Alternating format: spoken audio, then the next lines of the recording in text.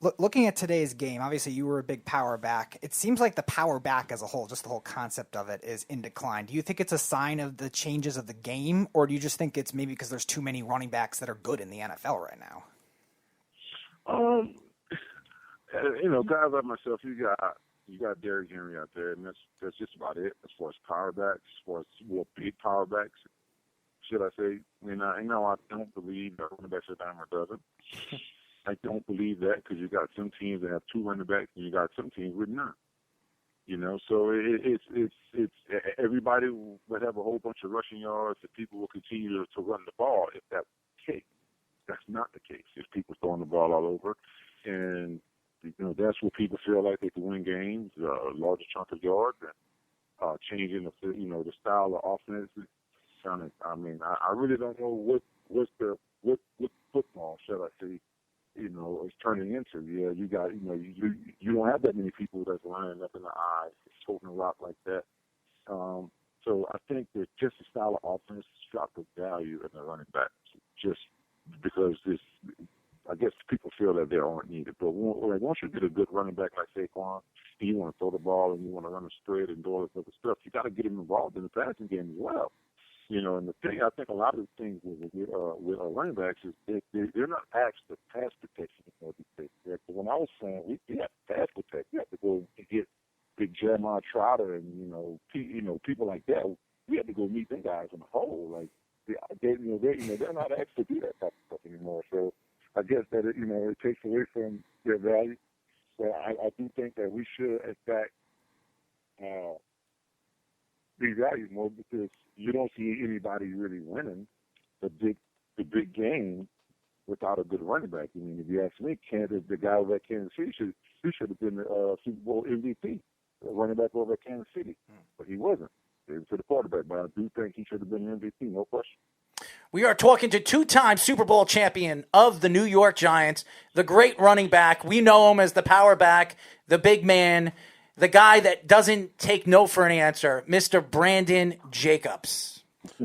Brandon, this being draft day, you got a lot of guys coming in, rookies and such. When you first came into the league and first training camps and OTAs and stuff, is there any veterans when you first came in that kind of, I would say, helped you along or took you under their wing and kind of brought you into the culture of the NFL coming from the college game? Well, my rookie year when I first came in, man, it was some guys that made the transition well, and there were some guys that didn't. Like me myself, I made the transition well. I came in the league, as this big running back that quite frankly all of my teammates kind of put a target on me because they really wanted to see what it was I was about, and they saw shortly after those pads went on what I was about. But coming in, first of all, when I got in there, I'm starstruck, man. I see guys like Michael Strahan. I see guys like Tiki Bob. I see these guys here, and I've been watching these guys for a long time, and I'm finally in the same locker room as them. And man, it's like I really got to hold my own, and I gotta be a guy that can be dependable. I was so nervous, and just so thinking that I wouldn't have been accepted, and I wouldn't have been accepted if I didn't do what I was supposed to do. And everything went smooth, man. I earned their respect. I showed up in training camp. I was ready. I was ready for the big, strong, the fast tempo. It's a whole lot to be able to get used to. But with my size, I kind of got treated a little different because I wasn't afraid of them after the first couple of days in pads. And they kind of like, all right, well, we had a lot of live drills then as well. We had live goal line drill every 2 days in practice. They don't do any of that stuff anymore. So, coming in the training camp for any rookie now should be simple. It should be really easy. Brandon, 2007, the New York Giants won a Super Bowl, but one of the main reasons why they won the Super Bowl was their offensive line and their running backs. You had a three-headed monster. You had Bradshaw, you had you, and you had Ward. And really, it changed the NFL. I really believe you guys in 2007, not only two backs, you had three backs, quality backs that pounded, grounded, and pounded. You did everything. What are your thoughts to the change of the NFL now? Speedy was talking about the power back, but I'm talking about the running back position as a whole. Will you ever see a team have 3 running backs, a three-headed monster like yours, and win a Super Bowl? Well, you didn't see one before us, and you damn sure ain't gonna see one after us. That's just me being honest. You didn't see one in the 50 years before us, and you ain't gonna see no more after us. Nobody has never seen anything like we had. We had a great offensive line. We had two good backs, including myself, that really played for each other. You know, we didn't cry about playing time. We didn't cry because felt like the organization trusted one guy more than the other. We pretty much ran our own show. You know, I was a starter. I took the first 2 series, and then we went every other series after that, depending on the mood of the game. Depending on what we needed at the time, then we started going taggers. If they D Ward is good at this, so you got this Ahmad, coming in as a rookie. He was a tough runner. We all knew that. We all respected the game. And just like I was as a rookie, I was kind of afraid to go in there with the passing game. I didn't want to get Eli hit, so I was kind of afraid to go in there. And Ahmad came in the first couple of weeks, kind of like that. But man, later on that season, he figured it out, and when Barry got hurt, he was able to step in to the later parts of the season throughout the playoffs to take us to the promised land. With me. So, I mean, we did what we were supposed to do as a running back. It got along, but you won't see that again. You won't see that again. People barely want to use one running back now, so you know about that. Brandon, last question for me. You, Bradshaw, and Ward collectively got the nickname Earth, Wind, and Fire for that 2007 season. What was the origin of that name? Was it media related? Was it something that Coughlin came up with, something that your players came up with? Is there a good story behind that name, how that came out? They love the band. Just tell them. Yeah, boy. Of course. Well, I think one of our teammates told it to the media, and they asked us about it, and we just took it around with it. I'm not sure which one of the teammates it was, but one of our teammates said something, man, those boys are like Earth, Wind, and Fire, or something like that. So we kind of grabbed it and kind of stuck with it, and continue to be just that. We wanted our football team to win. We wanted to be the reason that we won. We, the running backs, our running back coach Gerald Ingram, wanted to be the reason. Every Monday, you turn on the TV, or every Sunday, or every Tuesday after the Monday night game, you turn on the TV, they talking about that three-headed monster that the New York Giants had, and that's why we won. That's what we wanted. That's the pride we took in our craft, and that's pretty much what we stuck with. We are talking to the 2-time Super Bowl champion for the New York Giants, the great Brandon Jacobs. Brandon, like I said, as a long-time, all-time Giant fan, I could actually say I want to thank you for those last 2 Super Bowls that I know a lot of Jet fans around here are pretty upset. I had to dig.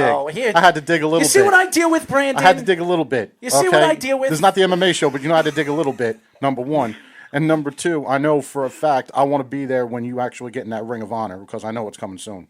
Listen, I have interviewed Justin Tuck 4 times, okay? And I have a lot of fun with Justin because Justin, me and him go back at it. We were in Shinnecock, and he was playing golf, and that was the first time I interviewed him. And I told him, man, you got to work on that swing. And he looked at me, he turned back, and says, hey, well, step on the football field, and I'll show you what a swing is. That's what he told me.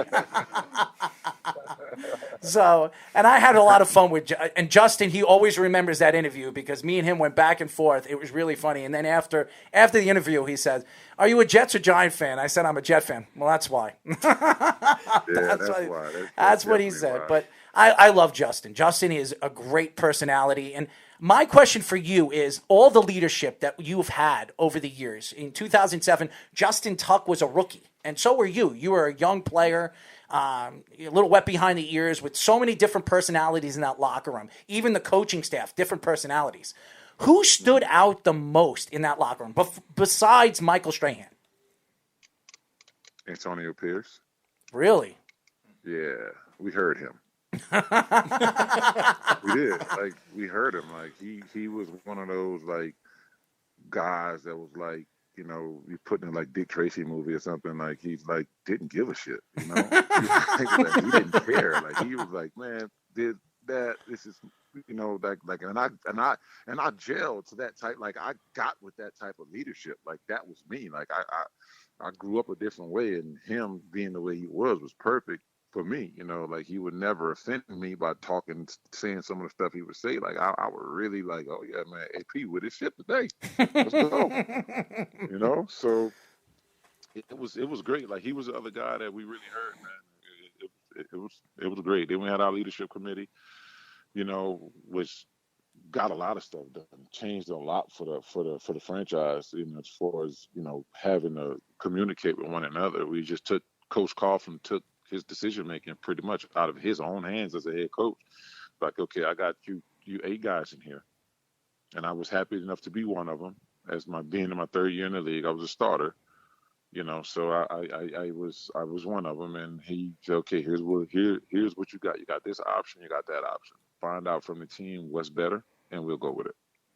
Cool, got you, cool. And that was it. Well, I swear, if I had that relationship with my coaches over the years, well, I'd be in a different place. That's for sure. I mean, your relationship with your coach is everything, man. I mean, your relationship with your coach and your teammates is everything. Like Gerald, say for instance, like Gerald Ingram, the running back coach. Mm-hmm. He treated us like we were grown men, which we were. He didn't treat us like kids. He told us the real, gave us the ins and out of the business, and no gray area type stuff. You got to go in, it's either black or white. It's no gray area. Go in and do this, mean this. Don't second guess yourself about none of the stuff that that you're doing, because Gerald had been around for a while. He had Coach Fred Taylor. He had a couple other guys in there when he was down in Jacksonville. And the stuff he had learned about the NFL that he was passing it on to us. And I can't substitute Gerald for anything, man. Like Gerald is probably one of the greatest coaches I ever played for, and he don't get enough credit at all. So it is what it is, though. But you got to trust your coach. You got to have a good relationship with your coach, because if not, like you really pissing in the wind for real.